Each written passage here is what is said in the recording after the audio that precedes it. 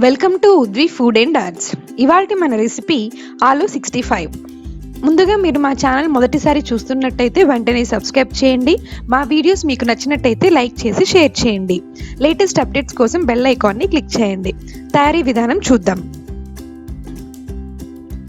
ముందుగా తొక్కు తీసిన బంగాళదుంపలు తీసుకుని వాటిని ముక్కలుగా కట్ చేసుకోవాలి.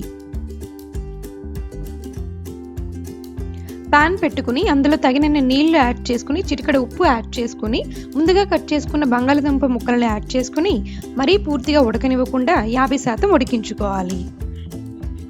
ఉడికిన బంగాళదుంపల్ని ఒక బౌల్లోకి తీసుకోవాలి.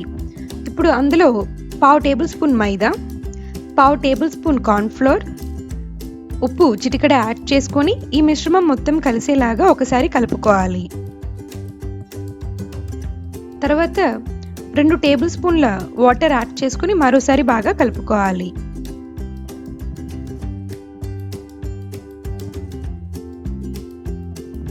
డీప్ ఫ్రైకి సరిపడా ఆయిల్ పెట్టుకుని ఆయిల్ వేడైన తర్వాత అందులో ముందుగా ప్రిపేర్ చేసుకున్న బంగాళదుంప మిశ్రమాన్ని యాడ్ చేసుకుని లైట్ బ్రౌన్ కలర్ వచ్చేంత వరకు వేగనివ్వాలి.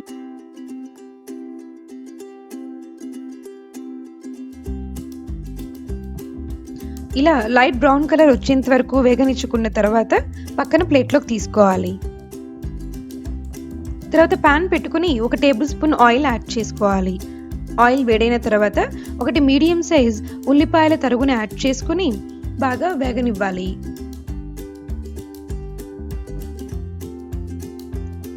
తర్వాత కట్ చేసుకున్న వెల్లుల్లిపాయలు యాడ్ చేసుకుని మరోసారి బాగా కలుపుకొని వేగనివ్వాలి.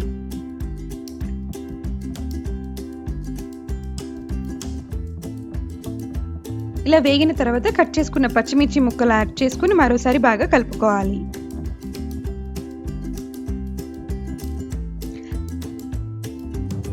రెండు ఎండుమిరపకాయలను యాడ్ చేసుకుని మరోసారి వేగనివ్వాలి.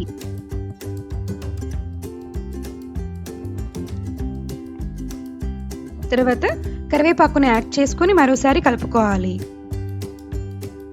అందులో 1 టేబుల్ స్పూన్ కారం, 1 టేబుల్ స్పూన్ ధనియాల పొడి, 1 టేబుల్ స్పూన్ జీలకర్ర పొడి,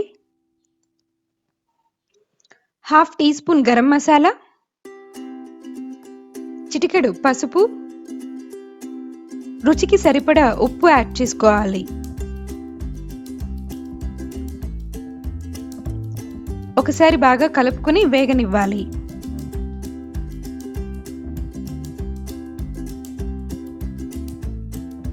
తర్వాత మంటని సిమ్లో పెట్టుకుని అందులో 1/2 కప్ పెరుగు యాడ్ చేసుకుని కలుపుకొని వేగనివ్వాలి.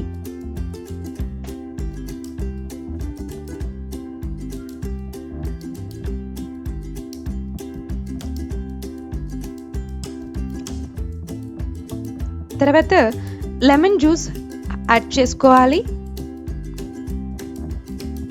అలాగే ఫుడ్ కలర్ చిటికెడ యాడ్ చేసుకోవాలి.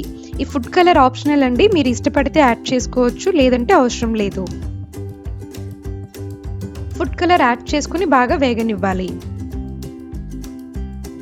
తర్వాత ముందుగా మనం ఫ్రై చేసి పెట్టుకున్న బంగాళదుంప ముక్కల్ని యాడ్ చేసుకుని మొత్తం మిశ్రమం కలిసేలాగా బాగా కలుపుకుని వేగనివ్వాలి.